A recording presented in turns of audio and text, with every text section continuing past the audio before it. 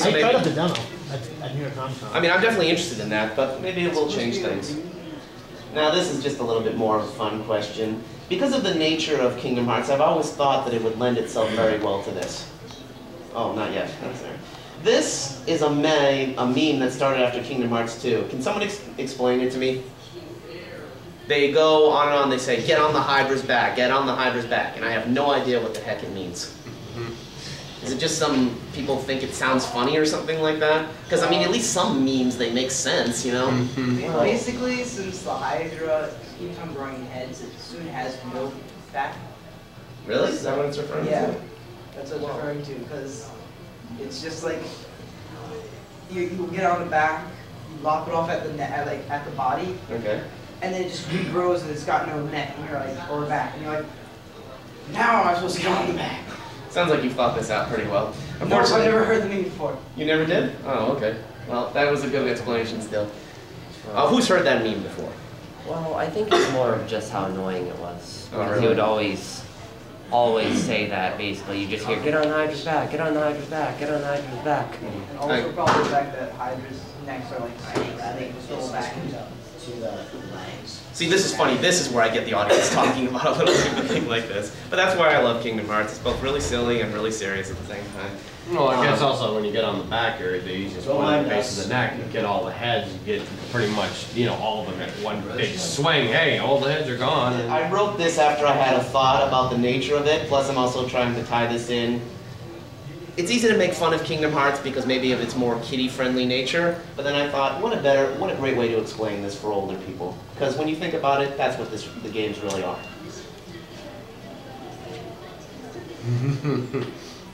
Oh, God. Does anybody doubt it? yeah. There's something for the adults. And the little kids, you can see they're going like, what's cocaine, mommy? Come on, honestly, what else could you do to actually play Final Fantasy 7, 8, and 10 straight through? That's like 100 hours easy, probably more. You know? Cocaine's a hell of a drug. I've always thought this cover was somewhat funny when they re-released it, because Sora definitely looks like he's praying. And Naminé is a character that's always kind of annoyed me because of how Larkson and various other people refer to her as a witch. She pretty much just does whatever she wants. So what's the story here? She turned him into a Christian for no reason? He's like, oh. Just me being silly again. I think that's one of the reasons I don't like the secret bosses quite as much anymore in Kingdom Hearts. In the original, you had Sephiroth, then you had, well, Sephiroth again, in Kingdom Hearts 2. And that one, I know there was some strategy to it, but in general, you could beat him if you were just a high enough level. Whereas in the new games, the two bosses, you have to know pretty much exactly what to do against them, or they'll kill you. It doesn't matter if you're level 30 or if you're level 99. And I just don't think that's the right way to go, given the audience that they're trying to appeal to with Kingdom Hearts. And I know they could always say, like, oh, it's optional, this is for the hardcore RPG fans and stuff. No, yeah, it's like, but the next time you should, you know, if you're going to have Sephiroth, you need to put him in the main storyline rather than just a sidebar thing if you wanted to do it.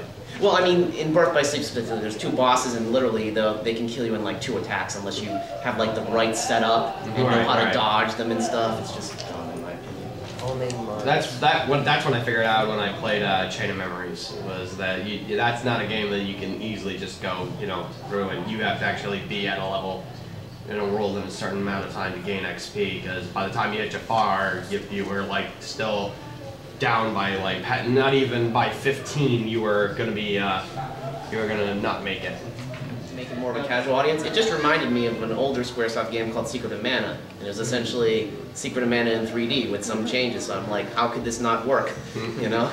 And that's why it really leads to my next question, because Secret of Mana has, one of the best parts about Secret of Mana is the ability for players to jump in and out at any time. That's what we need in Kingdom Hearts, not the half-assed, if I may, multiplayer we've had so far. It's fun, but we need the exact same thing, drop in and out. I've heard people say like, oh, the camera system gets in the way, and fine. I buy that excuse for the first game. It was experimental. They didn't know it would be successful. But by Kingdom Hearts 2, they could have at least tried to do something, because they knew it was successful, they had plenty of time to make the game, but no, they didn't even try anything, just one player. Dad, see it, Yeah. So wait, by sleep, do you mean something along the lines of Wait, still. Well, I guess like the Legend of Zelda First Wars where you have multiple people using the storyline at once, or just That could work too, but what I'm thinking of Like is a literally battle. like Secret of Mana, like not only just Donald and Goofy, but due to the way the storyline is now, just stop all this nonsense about Aladdin can only be in Aladdin's world. You should be able to take them all over the planet. I want Aladdin, Jack Skellington, and Sora. That would be a great team or something like that in any world. And anytime he wanted, player 2 could jump in and he's Jack Skellington. Player 3 is Aladdin, and if you want to switch, you just press the select button. That's how it worked in Secret of Mana, and it was perfect. And that's why I think people remember the game. So see, And- you also can't forget the PS2s and probably the PS3 only has 2 controller ports. Well, the multiplayer. Wait, PS3? No, the PS3. Yeah, PS3 doesn't have any. PS3, well, yeah. But Well, it's more than likely it's going to be on the PS. I don't have a PS3, so I don't know. One thing we can guarantee about Kingdom Hearts 3 is that it's not going to be on the PlayStation 2. Although that we've had it before with other franchises that have Oh god, played it's it on on the old. Wii. Whatever system they decide to put it on, 3 to 4 players is no problem. They can do it, and is anybody want to try and defend the lack of multiplayer in Kingdom Hearts? Does anybody want them to keep going the way it It's is? been a solo experience all along. So you want it to be? Yeah, it's pretty alright. That way you Even if it don't. drop in and drop out, you don't care? Well, if they would drop in and drop out, maybe, but it would be different. Really? You think it would change it that much? You wouldn't be able to do it as fun without other people, and if you don't have other people to play it with. I mean, I kind of agree about that. Well, I really don't really care about multiplayer because if you want to get into your own like your your current status, you want to get into someone else's game. Well, that's just fine. But in some way, that I usually prefer going solo in some cases rather than going multiplayer. I think of Resident Evil 5 because that's the way it worked. I mean, you could play online with friends and then just Well, go Resident back Evil to 5 is a good single. formula. You can play single player and go on by yourself if you wanted to, and that's what I'm thinking of. By no means am I saying like Kingdom Hearts 3, single player, multiplayer, and therefore then you're stuck into the storyline if you choose multiplayer and you can only play when those guys are 'Cause I online. understand No, about the I don't camera want that. problem. I can understand like the camera problem for like if it could get crazy for one person view. That's the story I've always heard. But there was a little game called Toe Jam and Earl 3 one time. It was 2 to 3 players, and what happened was, as you got further apart, it was 3 separate cameras. When the players got closer, it then became 2 and then 1. They could use the exact same system for Kingdom Hearts, in case you kind of get a jackass or something who said like, I'm gonna screw with you and just run the heck away. And of course you could also add, when he gets to a further enough distance, it auto-teleports him back to you. There are games that all have that stuff. Like Kirby. Yeah, Kirby does that. They have all the So that having something like that, you wouldn't have to worry about encountering a jerk who just wants to mess with your game, you know, which they're definitely out there, I'm sure.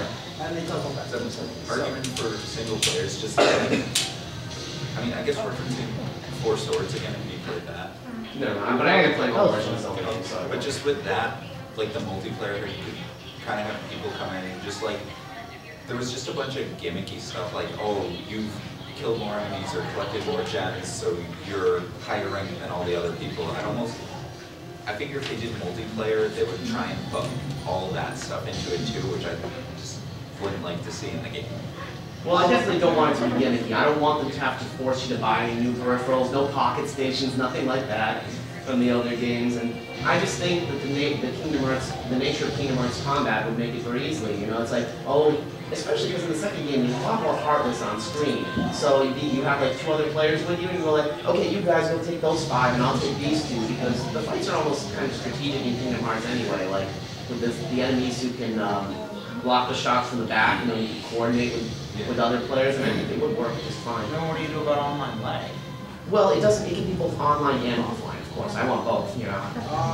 You also have to take into consideration if they're doing multiplayer, you have to say, well, is it just going to be they take control of Donald and Goofy, who already has all this equipment, or should they be able to take control over Jack Skellington, Aladdin, the Beast, all this stuff, and give them and have to make all this new equipment because all of their current equipment is strength 3 magic 1. You're thinking of like someone who might deliberately stay in the menus and never get out. The way they did that. No, I mean like you'd have to go and say Equipment. Yeah, the equipment. Say my friend Bill really likes Aladdin, all right, but he doesn't like his scimitar.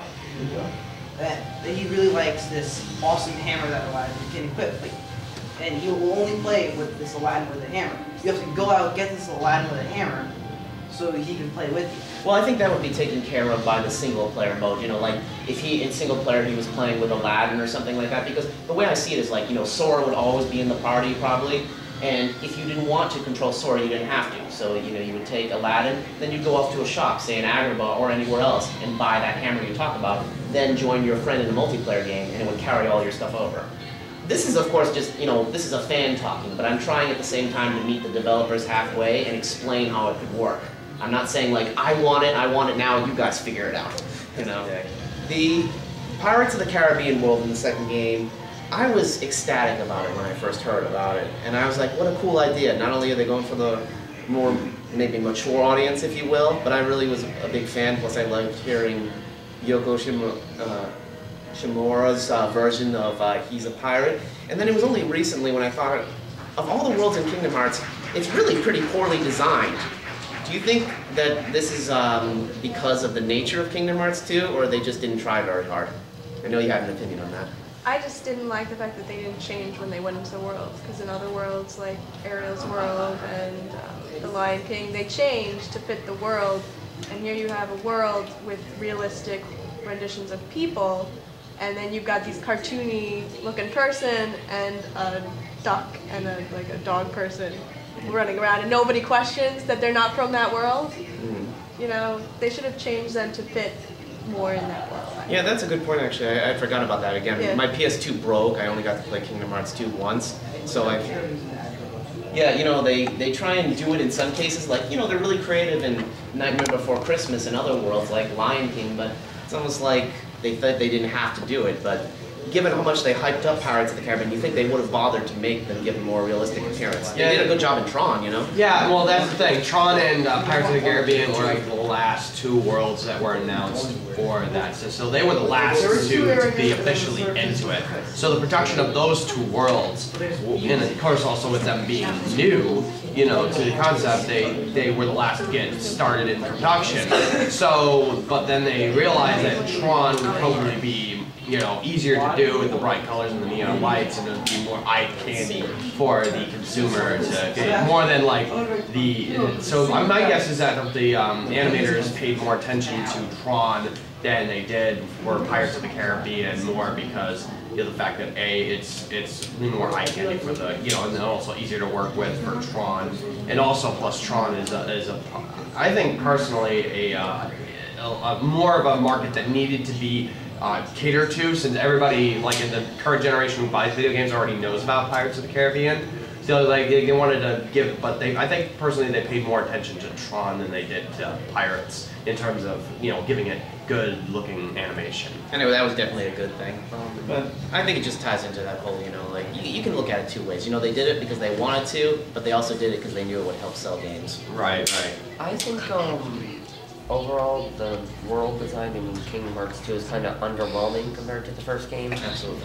I mean, most of the design, you know, kind of like room 1, and then you just go to the room with the question marks. Then you go to the next room with the question marks, and then you go back. I mean, Birth by Sleep seemed to have more of the first game design, where you have a little platforming in addition to the, you know, big wide open, multiple room worlds. And Besides, also they actually had good voice acting in it too. You know, they didn't give it like a half-baked version like the other portable game, Kingdom Hearts. I definitely agree with you on that. Like, I often, you know, like, going, you know, looking for connections in Kingdom Hearts like I always do. You first saw the world that never was, you know, in the secret ending, and you're like, they really kind of hyped that world up. And even when you think of it in a more literal sense, it's literally like 3 times as big as any other world on the world map in Kingdom Hearts 2. And still, it's just more of the same. You can never get lost. There's no people. It's still very